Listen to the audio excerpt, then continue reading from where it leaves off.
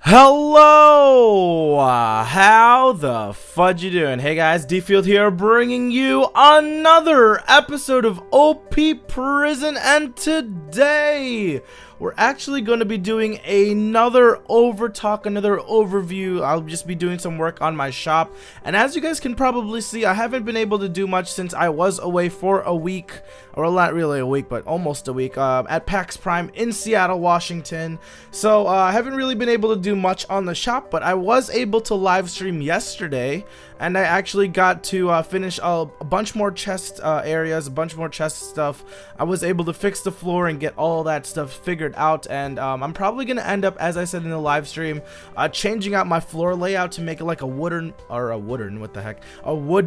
pattern of some sort. But I also have to come up with that design, and I have to kind of see where I want to kind of take that. So I'm still messing around with the prices and the shop sign prices, so by the time that this video is up, my plot itself might not actually be open yet for sale to the public, but I think I've decided that I'm going to be buying emerald blocks, a stack of emerald blocks, for about 115 million. So that's a pretty good price, because I do have access to some of these new warps that they have made for the server, so I get to kind of see a little, like, kind of just give myself a little bit of a profit, and to kind of make the series a little bit harder on myself as well.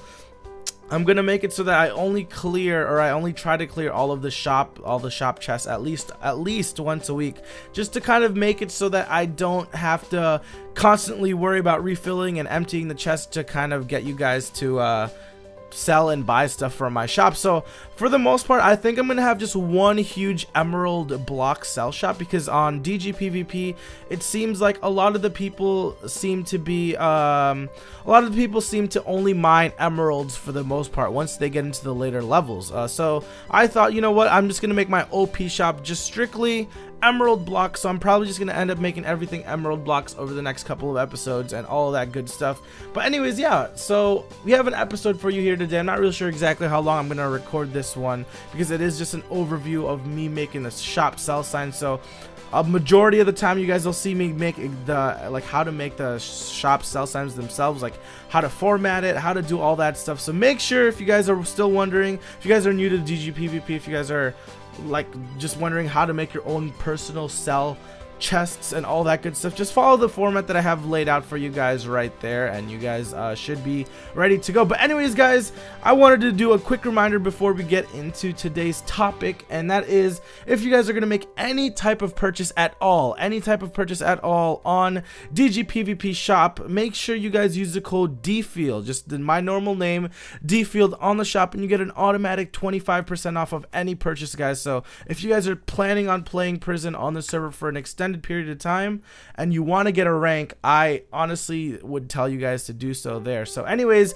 use that code, and of course you guys will get 25% off of everything, and it also supports me as a YouTuber on their server. But anyways, so what I kind of wanted to talk about today was kind of just my entire experience of PAX Prime and in Seattle. So we'll do a rough overview of PAX Prime. I can't even say it right still.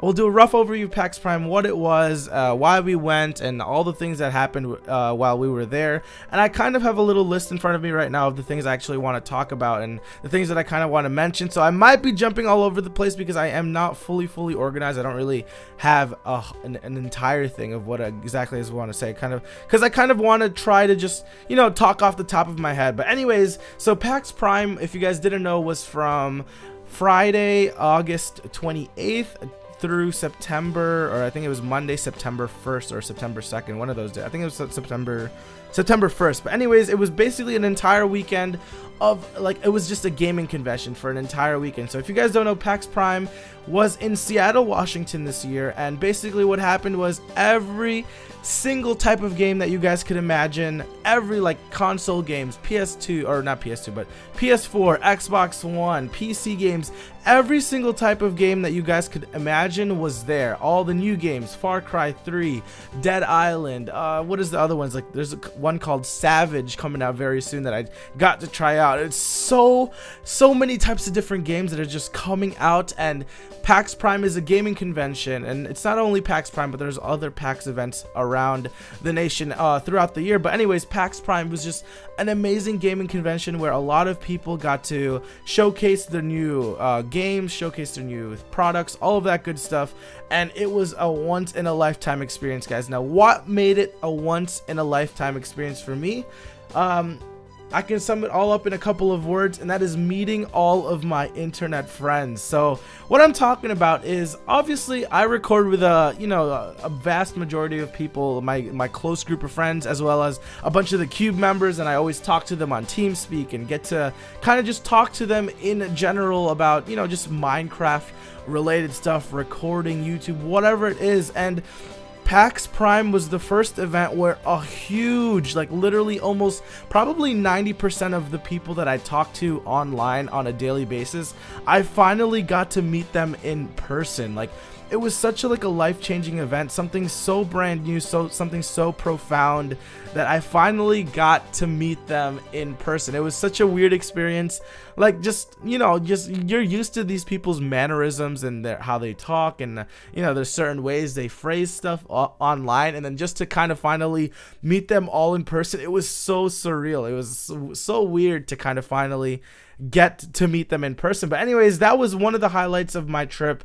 Apart from the gaming convention itself, was obviously meeting all of my friends. It was a crazy adventure, just being able to finally meet everybody and all of that good stuff. But also, another added thing that I thoroughly enjoyed in the trip was actually meeting some of you guys. Now, oh my gosh, like, I don't even know, like, okay, I'm not officially, like, I'm not part of the Cube or anything of that sort, so, but a majority of people do know me because I am, in a couple of recordings with some of their bigger members. So, I mean, they had a planned meetup on Saturday at 2 p.m. Seattle time, and basically it was like a Cube meetup where a bunch of their fans got to meet with all of their favorite Cube members, do a signing, take pictures, autographs, all that good stuff. And it was such a humbling experience because I'm not even like an official part of their group. Like, I'm not actually on the Cube or anything of that sort, but a lot of people actually walked up to me and recognized me and knew who I was. It was like,